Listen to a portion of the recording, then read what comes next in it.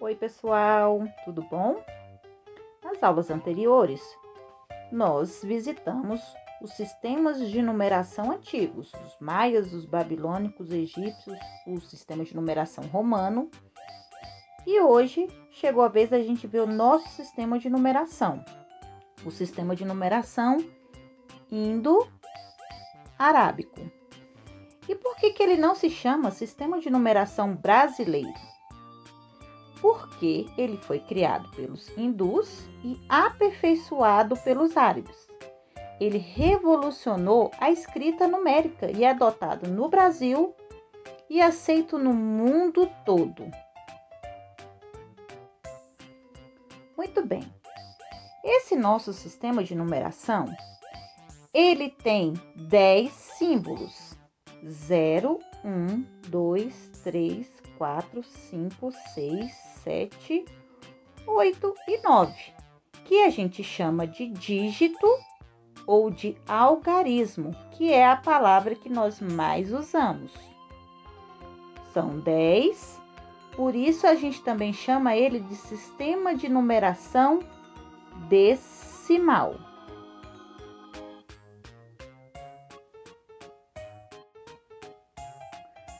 A grande vantagem do nosso sistema de numeração é que ele é posicional, ou seja, a posição do número é muito importante. O que isso quer dizer? Vamos lá. Para demonstrar para vocês, eu peguei aqui uma tabelinha que a gente chama de QVL ou quadro valor de lugar. Isso aqui vocês podem ter visto em outras séries anteriores, né? Com seus outros professores. Muito bem. Vou pegar um número aqui para dar de exemplo para vocês. Vou pegar o número 17. Aqui, o 17, o 7, está na classe tá nas unidades. Muito bem, vamos pegar um número qualquer. Vou pegar aqui o número 17. No caso, o 7 está nas unidades e o número 1 está na dezena. Aqui eu sei que eu tenho 7 unidades de qualquer coisa. E aqui o número 1, eu sei que eu tenho uma dezena. Esse número 1, ele representa 10 objetos, 10 coisas, quaisquer. Muito bem. Então, se eu pegar um outro número aqui, ó, 123. O 3, no caso, vai ser a unidade, o 2, a dezena e o 1, centena. Ou seja, o 1, quando ele estava aqui, ele representava 10. E agora ele está aqui na centena, ele representa 100.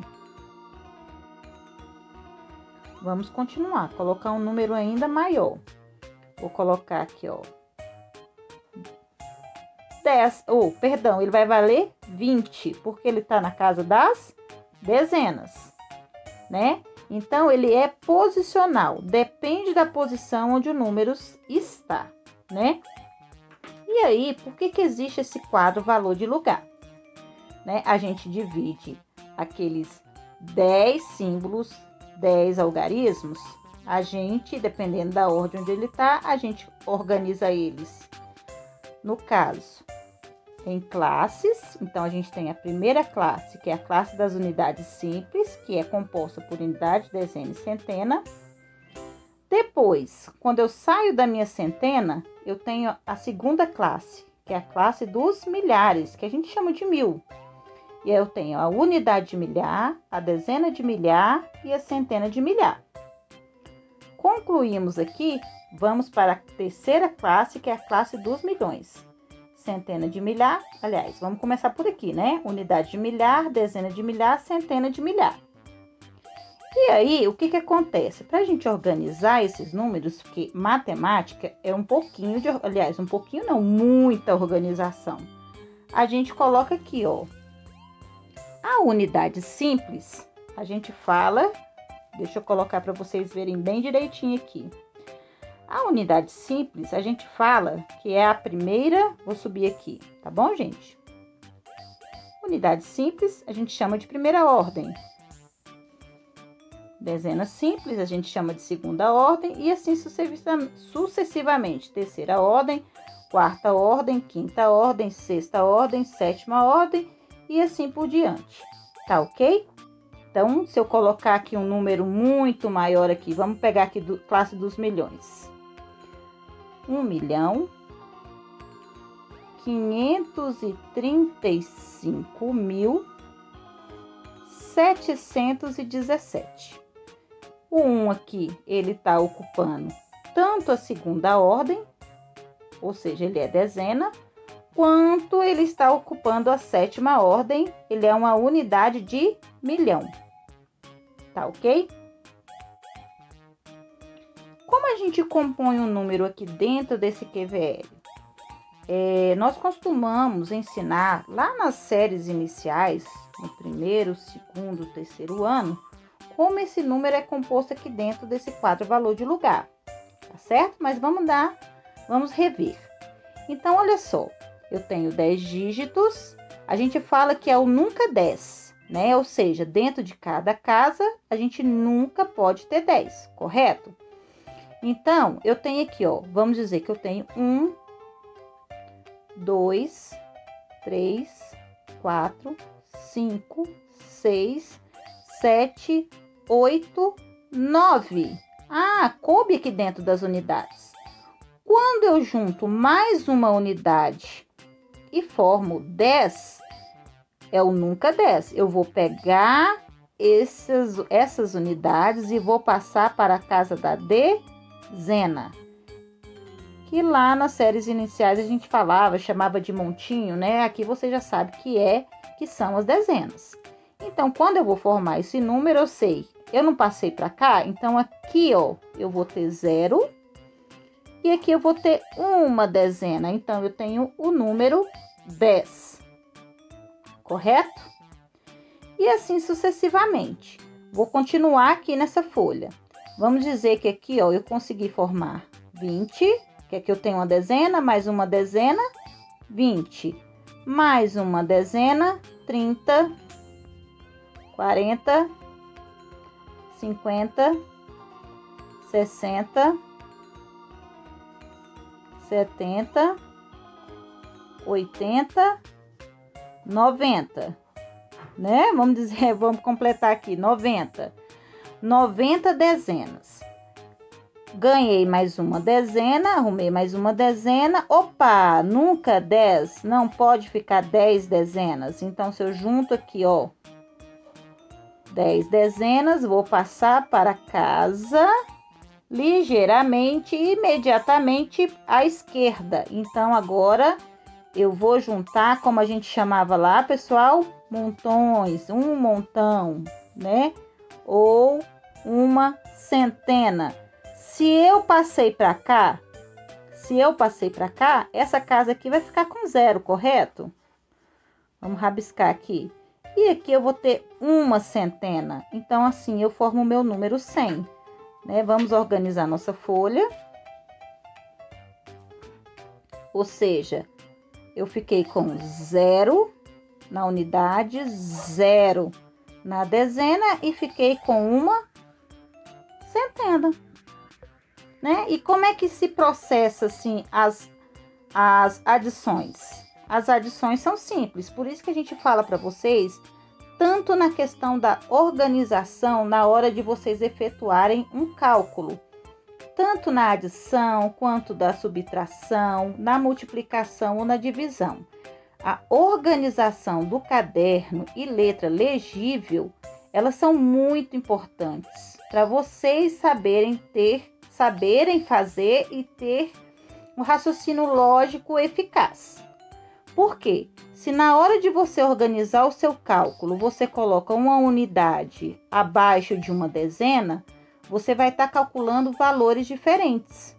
Então, vamos dizer que eu quero calcular aqui, ó.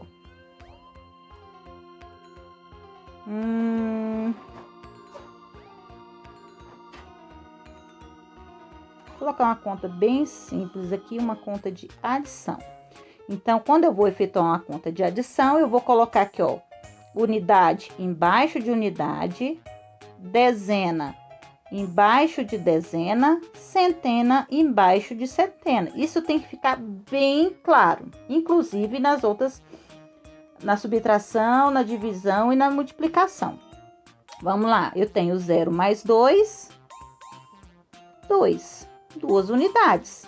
Aqui eu sei que eu posso ter até 9. Se formar 10, eu vou passar para a casa das dezenas.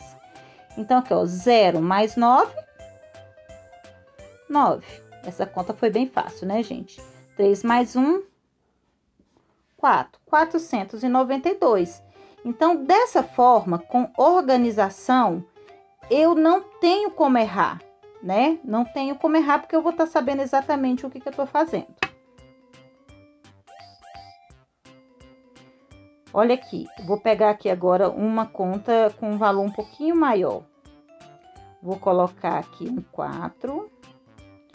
E aqui eu vou colocar um 9. Uma conta de adição. Vamos continuar com a adição. Então, o nosso sistema de numeração decimal, ele é posicional. E a gente está explicando aqui o porquê. Então, aqui eu tenho 7 unidades mais 4 unidades. Então, 7 mais 4, 11. Opa, eu só posso ficar com 9 unidades aqui. Passou, não passou, gente? Então, o que eu faço?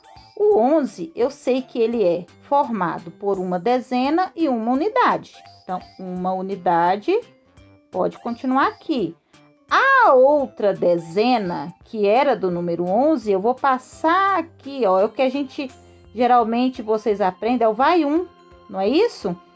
Vai, por que ele vai 1? Porque ele não pode ficar aqui. Ele tem que ir para a casa dele, a casa das dezenas. Então, é por isso que a gente coloca ele para cá. Então, uma dezena mais uma dezena, 2 dezenas mais 9, 11, né?